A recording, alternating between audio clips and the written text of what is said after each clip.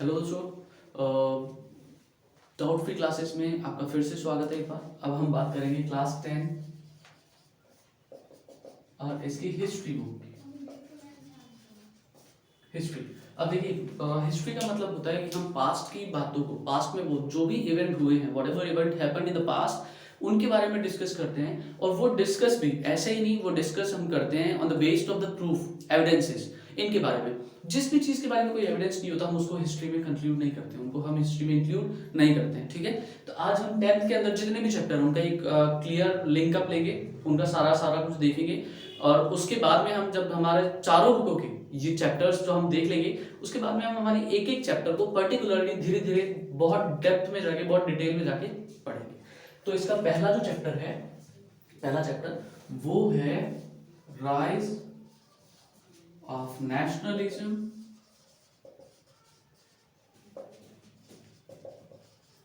In Europe.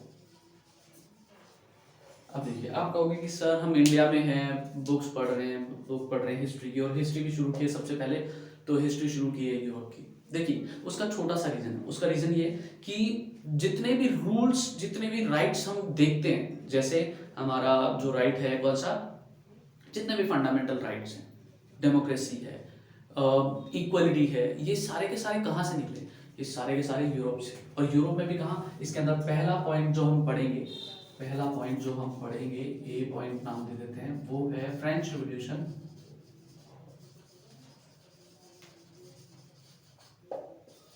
And French revolution and idea, the idea of nation.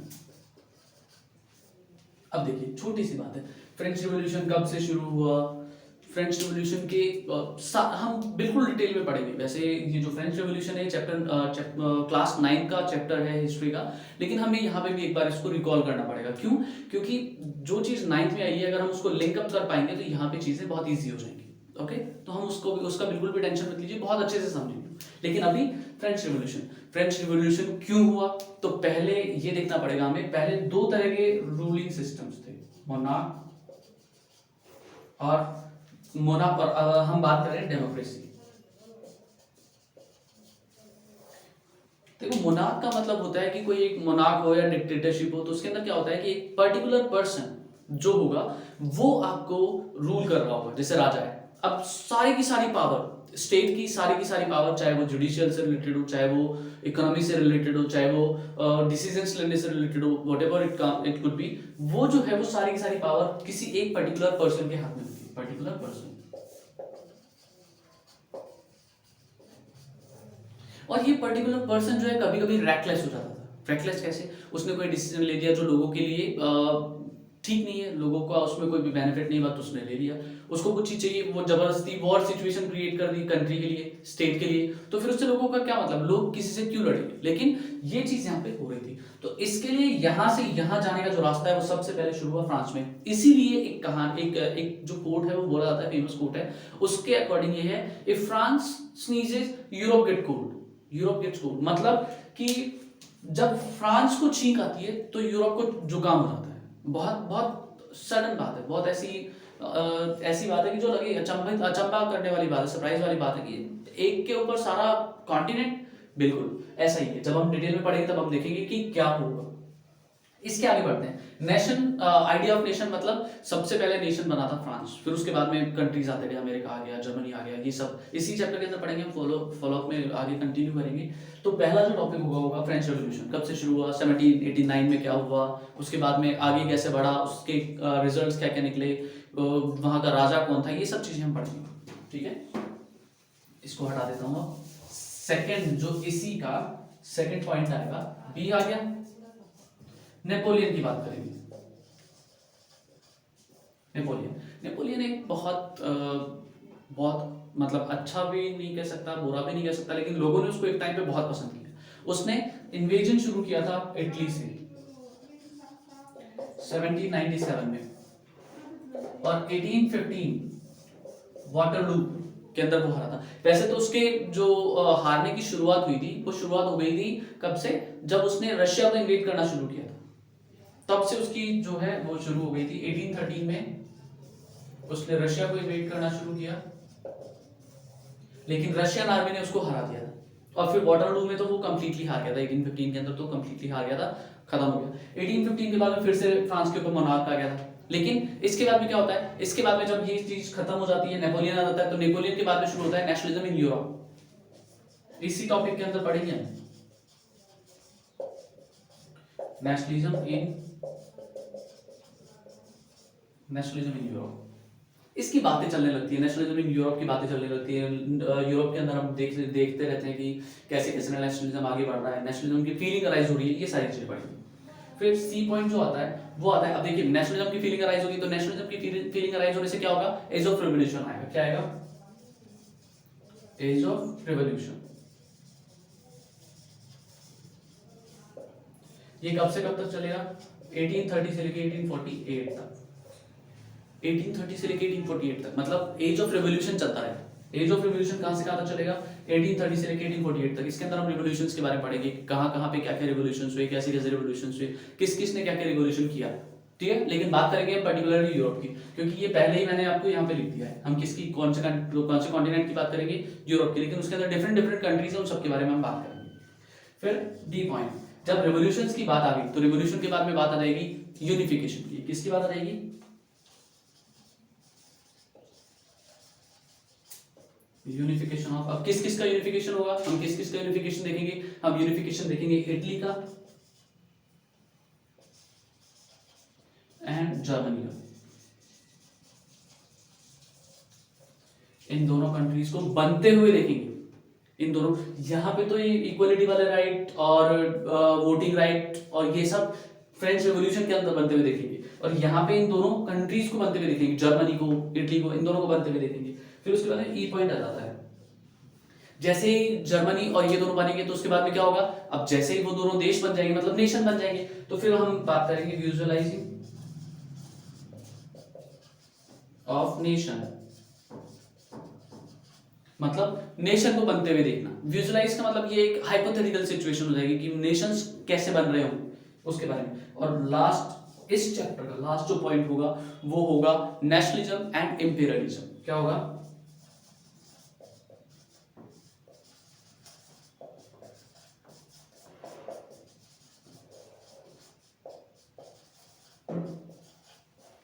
ये सारे के सारे टॉपिक्स इस चैप्टर के अंदर, एक चैप्टर के अंदर कवर होंगे। आप इनका स्क्रीनशॉट ले सकते हैं अगर आप चाहें तो। वैसे हम जब चैप्टर शुरू करेंगे डिटेल में, तब हम सारा का सारा चैप्टर पढ़ेंगे। देखो, rise of nationalism in Europe, इसके अंदर पहला जो टॉपिक है वो है French revolution and the idea of the nation. Second है नेपोलियन, उसके अंदर नेपोलियन ने इन्वेड शुरू किया था। बहुत सारी चीजें देखेंगे इससे, तो केवल इन्वेजन ही क्या, इसने सिविक कोड नाम से एक कोड दिया था जो 1804 में दिया था।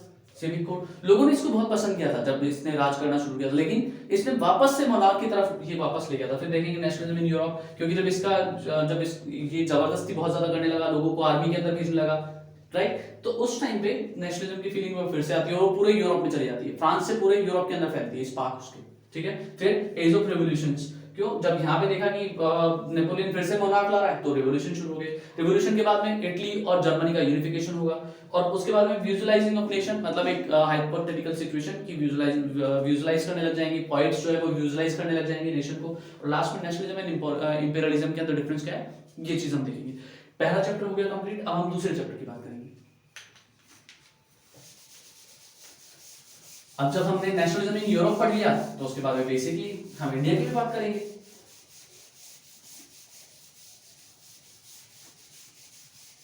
अब इंडिया की बात क्या करेंगे, देखो, second chapter nationalism in India. अब देखो, इसके लिए थोड़ा सा आपको नेशनलिज्म के लिए पहले थोड़ा समझना होगा कि 17th सेंचुरी की बात है। 17th सेंचुरी के अंदर जो ब्रिटिशर्स उन्होंने हमारे यहाँ पे केवल क्या करने आए थे, वो ट्रेड करने के लिए आए थे। लेकिन ट्रेड करने के बाद में उन्होंने हमें अपनी कॉलोनी बना लिया। कॉलोनी बन गया मतलब हमारे ऊपर वो रूल करने लगे, ठीक है। तो रूल करने लगे, तो अब हमने देखा था first world war,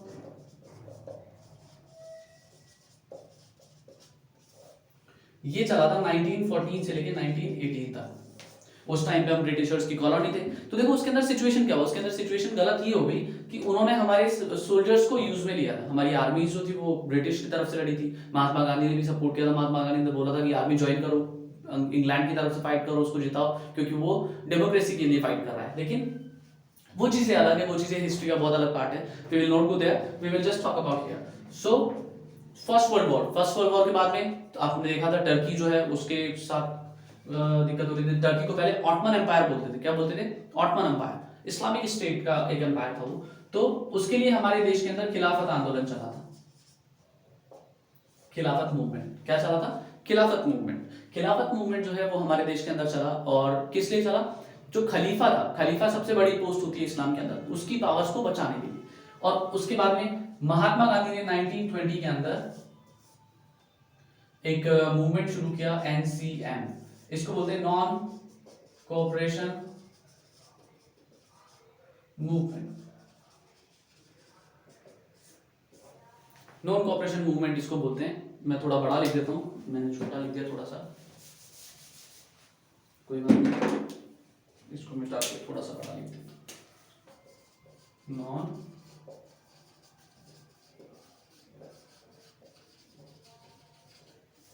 non cooperation movement. Non cooperation movement 1920 में शुरू हुआ था। इससे पहले बहुत सारे केसेस हो चुके थे, बहुत सारे केसेस, जैसे मान लो कि रॉलेट एक्ट आ गया था, और उसके अलावा रॉलेट एक्ट आ गया था 1919 के अंदर, जलियांवाला बाग हत्याकांड हो गया था।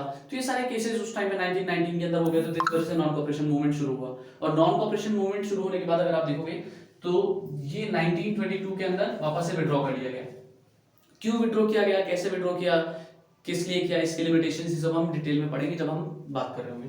फिर उसके बाद में 10 साल तक 1922 में लिया गया, 10 साल तक कोई रिवोल्यूशन नहीं हुआ। रिवोल्यूशन हमारे यहाँ पे जो मूवमेंट शुरू हुआ वो 1930 के अंदर शुरू होता है, और उसका नाम होता है civil disobedience movement.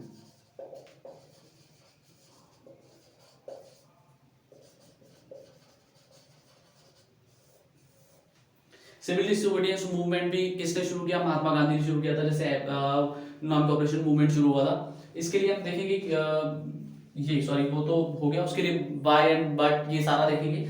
Civil disobedience movement से पहले कुछ केसेस होते हैं, जैसे पहले साइमन कमीशन आता है।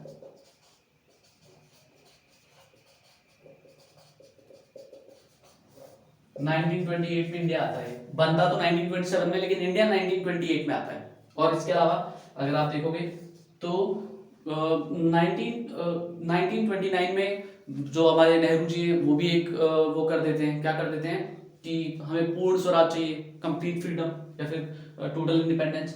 इसके अलावा साल्ट मार्च 1930 में शुरू होता है, अप्रैल में खत्म हो जाता है। अब आप ये मत सोचिए कि कब शुरू होता है कब खत्म होता है, ये मैं केवल आपको आउटलाइन बता रहा हूं। अप्रैल 1930 कितना चले, कहां से चले, कहां पे खत्म किया, ये सब देखेंगे। लेकिन जैसे ये खत्म होता है शॉर्ट मार्च, अब ये मत कह देना सर कि आप शॉर्ट मार्च की बात कर रहे हो, उस टाइम पे तो शॉर्ट मार्च मतलब लोगों को नमक के लिए तरसा देते थे। आजकल तो आपके टूथपेस्ट में ही नमक आता है यार।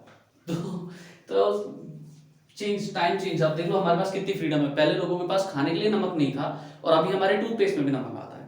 फ्रीडम का वेरिएशन देख रहे हो, पहले के लोगों पे कितनी फ्रीडम थी और अभी के लोगों पे, अभी हम पे कितनी फ्रीडम है। सो इसका मिसयूज नहीं करना चाहिए, ठीक है। शॉर्ट मार्च खत्म हुई तो 1930 में हमने सिविल डिसोबीडियंस मूवमेंट शुरू कर दिया। इसकी भी देखिए लिमिट्स पढ़ेंगे हम,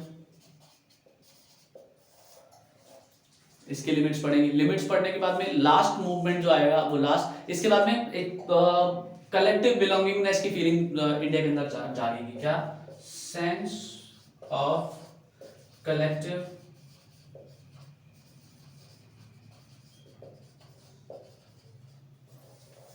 ये टॉपिक है, कलेक्टिव बिलोंगिंगनेस बोलते हैं, बिलोंगिंग बोल दो। कलेक्टिव बिलोंगिंग का मतलब हम सब एक है, यूनिटी की बात। किसकी बात? यूनिटी की बात। और उसके बाद में जो हमारा लास्ट टॉपिक आएगा वो लास्ट टॉपिक ये आएगा कि क्विट इंडिया मूवमेंट।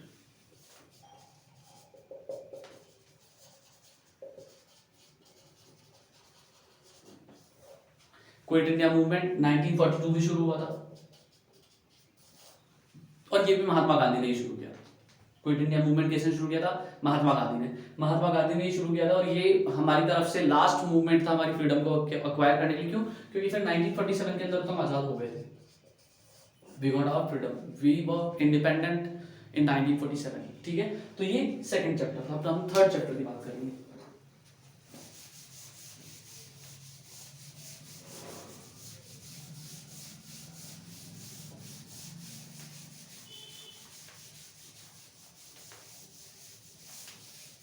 दो चैप्टर की बात हमने कर ली है, अब थर्ड चैप्टर देखो।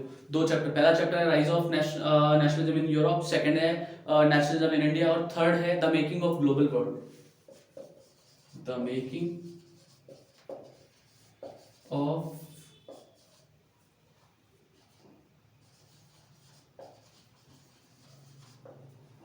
The making of global world. ये बहुत बहुत छोटा सा है, बहुत, इसमें कुछ है ही नहीं। आराम से आप देख सकते हो कि पहले ग्लोबल वर्ल्ड का सबसे बड़ा इंपॉर्टेंट तो ये है ग्लोबल, क्योंकि ग्लोबल हमने वर्ड पढ़ा था एक, जो हमने इकोनॉमिक्स में पढ़ा था। ऐसा ही थोड़ा सा आप समझ सकते हो कि ऐसा भी यहीं पे है, लेकिन इसका जो पहला हम पढ़ेंगे वो पढ़ेंगे प्री मॉडर्न वर्ल्ड। आज आप देखते हो सबके पास एप्पल के आईफोन होते हैं, सैमसंग के फोन होते हैं, ये सारी चीजें हैं, वीडियो कॉल कर सकते हैं। इससे पहले भी कोई टाइम था जब खत लिखा करते थे। याद है ना आपको? आपको कहानियां सुनाई होंगी ना, कहानियां कि कबूतर के पैरों के अंदर चिट्ठियां बांध के भेजा करते थे। अब सपोज करो कि आप आज के जमाने में कोई चिट्ठी भेजना है अपनी वाइफ को, वो चली जाए अपने किसी और के पास, तो दिक्कत हो जाएगी। तो इसलिए उस टाइम पे, लेकिन यही चीज थी उस टाइम पे, हम बर्ड्स को बोलते थे या फिर इंडिविजुअल कोई पर्सन जाके हमारा मैसेज देता था, लेकिन आज के दिन ऐसा नहीं है। उसके अलावा अब देखो आगे हम पढ़ेंगे तो इसके बाद में क्या आएगा? Silk route. क्या पढ़ेंगे हम? सिल्क रूट के बारे में पढ़ेंगे। प्री मॉडर्न वर्ल्ड पढ़ लिया, सिल्क रूट पढ़ लिया। सिल्क रूट के बाद में हम देखेंगे कॉन्क्वेस्ट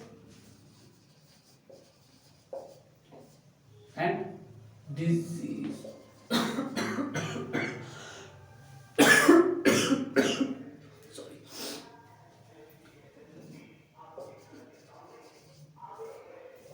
मतलब जो यूरोपियन कंट्रीज थे उन्होंने कैसे कैसे देशों को जीता और कैसे कैसे वहां पे डिजीज फैला के वहां पे काम किया अपना।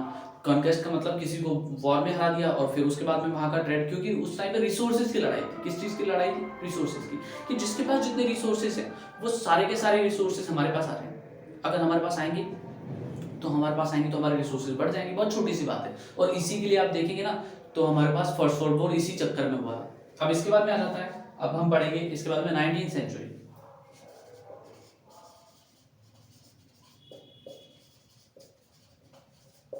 ये चलती है 1813 से लेके 1914 तक। 19th सेंचुरी चलती है। इसमें देखेंगे हम 19th सेंचुरी के अंदर क्या क्या थोड़ा डेवलपमेंट हुआ, क्या क्या चीजें हुई, क्या क्या देशों के अंदर प्रोडक्ट्स बढ़ने लगे। इसके अंदर एक बात बताओ आपको, इसके अंदर एक पोटैटो फीवर वाली चीज भी पड़ेगी। पोटैटो फीवर मतलब आयरलैंड के अंदर पोटैटो फीवर चलता है। आयरलैंड के लोगों की केवल आलू आलू चाहिए, सुबह आलू, शाम को आलू, रात को आलू, जब मर्जी, रात को 2 बजे भी उठे तो भी आलू। लेकिन वहां पे पोटैटो ब्लाइट नाम की एक डिजीज आ जाती है पोटैटोज के अंदर, जिससे वो लोग बहुत परेशान होते हैं। वहां की पॉपुलेशन कम हो जाती है क्योंकि उन्हें खाने को आलू नहीं मिलता, इसलिए पोटैटो नहीं मिलता। इसके बाद में 1813 से लेकर 1944 पे हम क्योंकि 1944 से शुरू हो जाता है फर्स्ट वर्ल्ड वॉर।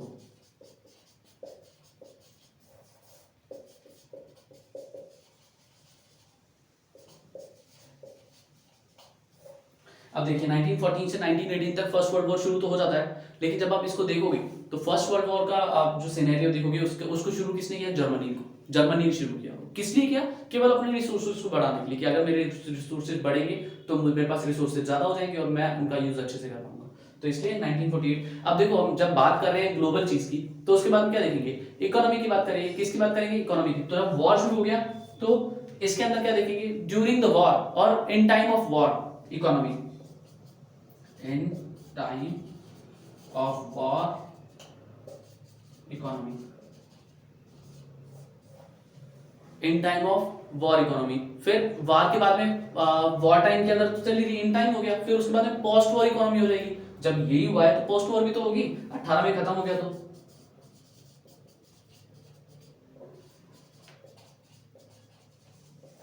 ये दोनों हुई। अब इसके बाद में क्या होगा? 1929 की बात है, यहां लिख देता हूं मैं थोड़ा सा आपको। हाँ, यहां तक दिखाए कोई दिक्कत नहीं है। हाँ ठीक है, यहाँ पे 1929 the great depression.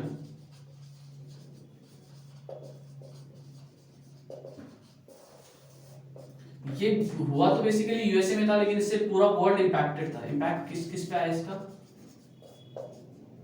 Whole world. अब हम टॉपिक पढ़ेंगे कि impact of the great depression on India as well. इसी के अंदर एक और टॉपिक पढ़ेंगे। क्यों? हम वर्ल्ड से बाहर थोड़ी ना है, मंगल ग्रह पे थोड़ी ना रहते हैं, हम भी तो इसी पे रहते हैं। तो जब इसका सारे वर्ल्ड पे इम्पैक्ट पड़ रहा होगा तो हम पे भी पड़ेगा। ठीक है, ये हो गया। और उसके बाद में हमारा लास्ट टॉपिक आता है कि rebuilding the economy of the world. Last topic क्या आता है? Rebuilding the economy of the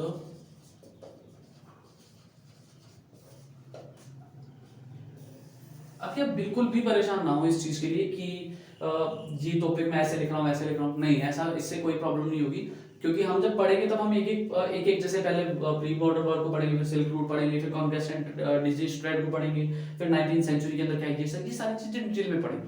तो एक पर्टिकुलर टॉपिक को उठा के करेंगे। लेकिन अभी मुझे टॉपिक बता रहे हैं तो फिर मैं सारे मिटाऊं फिर लिखूं, तो इससे बेटर है ना कि मैं एक बार में सारे के सारे एक चैप्टर के अंदर जितने सारे के सारे टॉपिक्स हैं वो सारे के सारे मैं आपको लिखा दूं।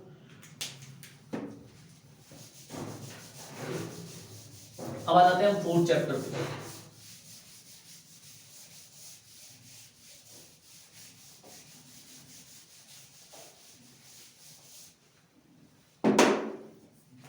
चैप्टर नंबर 4 यहां से शुरू करते हैं। चैप्टर नंबर 4 तो उधर लिख लेंगे। चैप्टर नंबर 4 है the age of industrialisation. The age of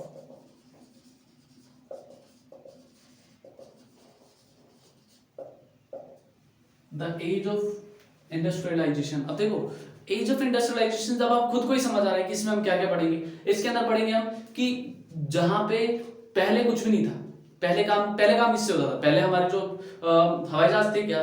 नहीं, पहले लोग किससे चलते थे?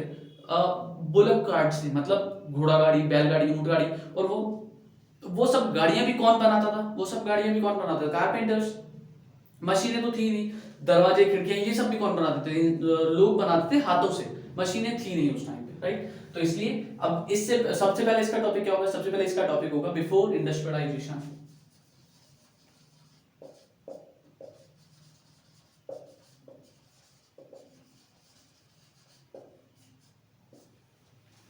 पहला टॉपिक बिफोर इंडस्ट्रियलाइजेशन। अब बिफोर इंडस्ट्रियलाइजेशन हो गया तो उसके बाद में क्या हो गया? फिर इंडस्ट्रियल रिवोल्यूशन बोल दो, इंडस्ट्रियलाइजेशन बोल दो। इस इंडस्ट्रियलाइजेशन और इंडस्ट्रियल रिवोल्यूशन एक ही बात है।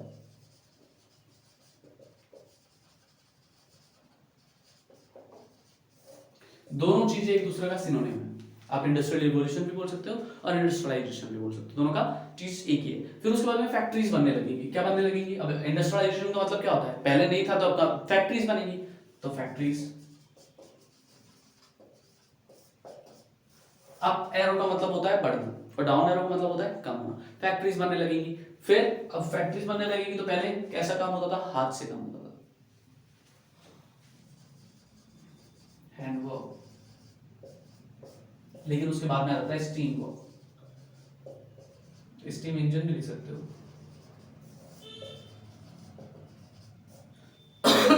सॉरी, हैंड वर्क मतलब पहले जो काम किया जाता था तो किससे किया जाता था? केवल हाथ से किया जाता था। कुछ भी काम करना है हाथ से करो, बाय हैंड। लेकिन बाद में मशीनें चलने लगी। जैसे अगर आप छोटा सा एग्जांपल देता हूँ जो आप सब लाइफ में देखते हो, लोहार। लोहार आप जानते हो ना, एक कास्ट होता है, एक कम्युनिटी होती है जो कि अपना लाइफ रोड के किनारे रह के बिताती है। वो आयरन वर्क करते हैं। कैसा काम करते हैं? आयरन का। लेकिन अगर आप देखोगे तो आपको पता चलेगा कि वो पहले के जमाने में जो लोग होते थे वो हथौड़े से काम करते थे, हाथों से। हाथों में हथौड़े लेके और हाथों से उस लोहे को गर्म किया और उस पर हाथों से चोट मारते थे, हाथों से उसको हिट करते थे, तब जाके उसको कोई शेप देते। लेकिन आज के दिन उनके पास मशीनें हैं। वो मशीन उसको हिट करती रहती है और जैसा वो चाहे वैसा वो शेप दे लेते हैं। तो उनका काम आसान होना। तो पहले वो हाथ से काम करते थे, अभी वो इंजन से काम करने लगे हैं। इसका एक और एग्जांपल है, पहले बोट जो थी वो हाथों से चलाते थे, चप्पू। ध्यान है ना आपको? चप्पू चलाते थे, पकड़ के 10-15 लोग चला रहे हैं, लगा रहे हैं जो नाव आगे चल रही है, बोट आगे चल रही है। लेकिन आज के दिन उसके अंदर स्टीम इंजन लगे हुए हैं, या फिर अभी तो और भी डेवलप हो गया, स्टीम की जगह इलेक्ट्रिक इंजन हो गए और बहुत सारे अलग अलग इंजन हो गए। पहले शुरुआत में जो इंजन आए थे स्टीम इंजन आए थे, तो स्टीम इंजन, इसलिए स्टीम इंजन के बारे में बात करते हैं। तो ये हो गया ये। अब इसके बाद में क्या आ जाएगा, इसके बाद में आ जाएगा फैक्ट्रीज का, और पहले भी ये दो बार दिया हुआ है, एक ही जगह हम पढ़ लेंगे सारा। फिर इसके बाद में आ जाता है industrialisation in colonies.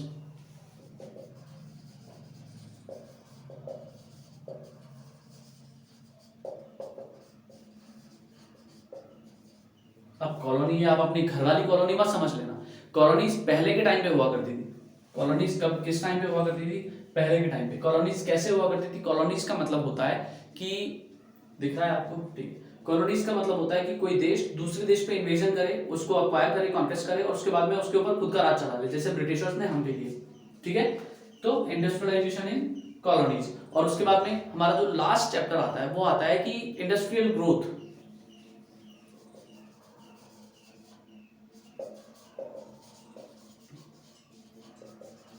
And market for goods.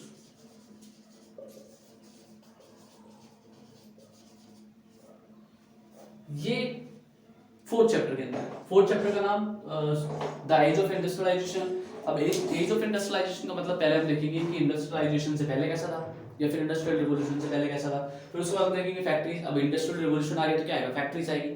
Factories आने के बाद में हैंडवर्क या स्टीम इंजन का वर्क आ जाएगा, ठीक है। फिर उसके बाद में इंडस्ट्रियलाइजेशन इन कॉलोनीज आ जाएगा। फिर उसके बाद में आ जाएगा इंडस्ट्रियल ग्रोथ एंड ये मार्केट फॉर गुड्स। ये चौथा चैप्टर में है, लास्ट चैप्टर आ गया आपका, क्योंकि आपके 5 ही चैप्टर है।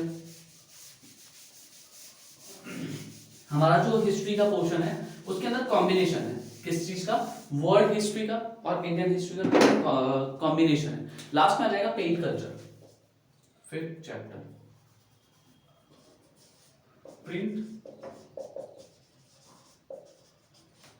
प्रिंट कल्चर यही है, मतलब आप देख सकते हो प्रिंट कल्चर। लेकिन इसके साथ में जो नाम है, हम इसके अंदर पढ़ेंगे प्रिंट कल्चर के बारे में, लेकिन चैप्टर का पूरा नाम है print culture and the modern world.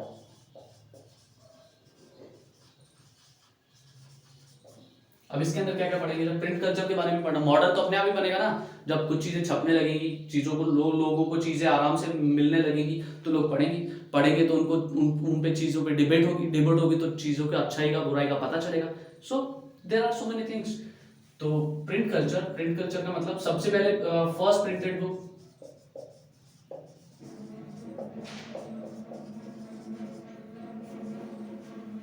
अब फर्स्ट प्रिंटेड बुक के अंदर कहाँ का नाम आएगा, चाइना। सबसे पहले चाइना में हुआ था प्रिंटिंग, फिर जापान, और वहां से आई प्रिंट कम्स टू यूरोप।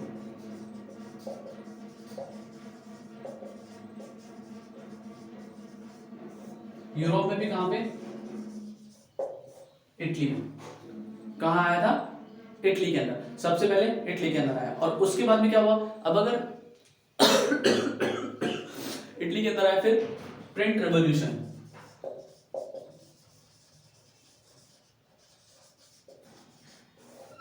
और इसका इंपैक्ट ऑन द वर्ल्ड, मतलब प्रिंट का रिवॉल्यूशन हुआ। किसका रिवॉल्यूशन है, प्रिंट का रिवॉल्यूशन कैसे हुआ, पहले एक लाइन छपती थी, फिर एक पेज छपने लगा, फिर बुक की बुक एक साथ प्रिंट होने लगी। इसी का था मार्टिन लूथर नाम से एक इंसान थे, उन्होंने वो क्रिश्चियन थे। क्रिश्चियन पहले केवल एक कम्युनिटी हुआ करती थी, लेकिन उनकी वजह से क्रिश्चियंस के 2 कम्युनिटीज बन गई, प्रोटेस्टेंट और कैथलिक्स। क्यों, क्योंकि उन्होंने एक किताब छापी और उस किताब की कुछ कॉपियां, मतलब जितनी भी छपी, चर्च के दरवाजों पे लटका दी। अब चर्च के दरवाजों पे लटकाई तो फिर लोगों के अंदर डिबेट हुआ, लोगों ने पढ़ा, तो उन्हें जिन लोगों को बातें अच्छी लगी उन्होंने उसको अक्वायर किया, जिन लोगों को बातें अच्छी नहीं लगी उन्होंने उनका बायकॉट किया। तो इस वजह से 2 कैटेगरीज में बैठ गए, एक प्रोटेस्टेंट और एक प्रोटेस्टेंट, और दूसरा कौन सा, प्रोटेस्टेंट के अलावा कैथलिक्स। तो अब इससे क्या हुआ, जब बुक्स अवेलेबल होने लगी तो रिलीजियस डिबेट्स होने लगी।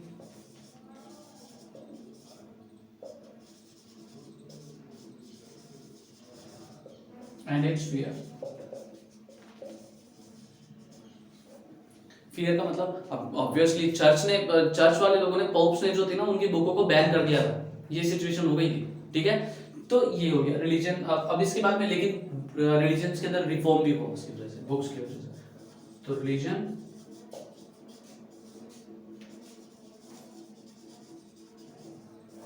रिलीजन रिफॉर्म्स आए। रिलीजन रिफॉर्म्स के अलावा रीडिंग का मेनिया आ गया।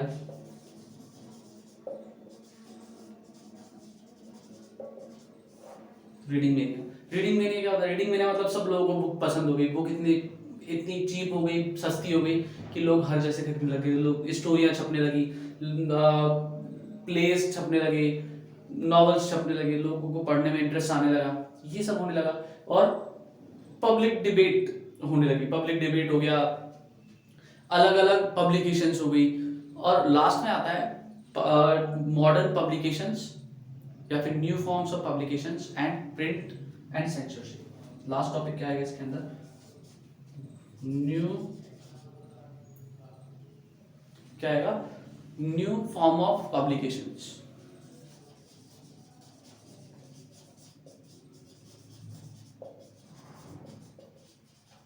और लास्ट जो टॉपिक है आपका वो है प्रिंट एंड सेंसरशिप।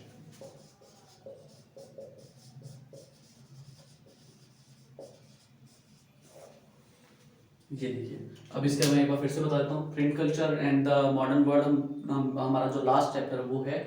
इसके अंदर बहुत सारी चीजें पढ़ेंगे। इससे रिलेटेड अभी खैर क्वेश्चन तो सारे चैप्टर से ही आए थे, क्योंकि हमारे 20 मार्क्स की हर एक बुक होती है, तो उससे सबसे क्वेश्चन आने होते हैं। इस चैप्टर से भी क्वेश्चन आया था, जिन्होंने प्रिंटिंग मशीन को बनाया था उनके बारे में क्वेश्चन आया था। And the modern world, first printed book China Japan, China से थी, चाइना से जापान गई, जापान से फिर वो जो प्रिंटिंग टेक्नोलॉजी है वो यूरोप में आती है, यूरोप में कहाँ आती है? इटली आती है।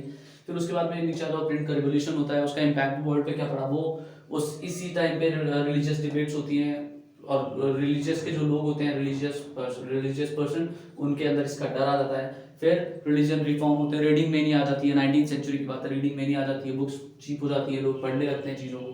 फिर न्यू फॉर्म ऑफ पब्लिकेशन आ जाता है। और लास्ट जो टॉपिक है वो है प्रिंट एंड सेंसरशिप। ये सारे के सारे चैप्टर्स हमने कर लिए हैं।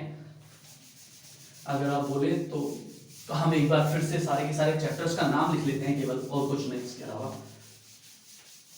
या फिर मैं बोल देता हूँ, लिखने की जरूरत नहीं है। पहला nationalism, rise of nationalism in Europe. दूसरा नेशनलिज्म इन इंडिया। तीसरा the making of global world. चौथा द एज ऑफ इंडस्ट्रियलाइजेशन। और लास्ट जो इस बुक का हमारा चैप्टर रहेगा वो रहेगा print culture and the modern world. लिख देता हूं। पहला rise of nationalism in Europe. Second nationalism in India.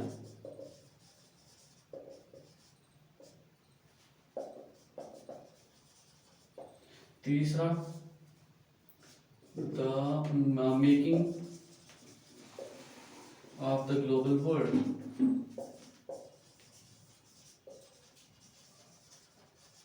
चौथा the making of the global world। चौथा the age of industrialization। age of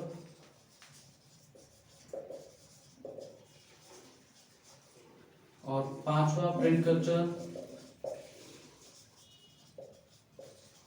and modern world.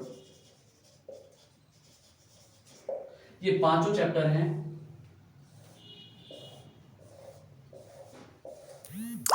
इन पांचों चैप्टर को हम बहुत अच्छे से, बहुत डिटेल में पढ़ेंगे। एक एक चैप्टर को अच्छे से डिटेल में पढ़ेंगे, जिससे आपका कोई भी क्वेश्चन बिल्कुल भी गलत नहीं होना चाहिए। और ध्यान से पढ़ो बच्चों, क्योंकि 10th क्लास बहुत इंपॉर्टेंट है। ठीक है बच्चों, आज के लिए थैंक यू। आपको नेक्स्ट वीडियो में मिलते हैं फिर से।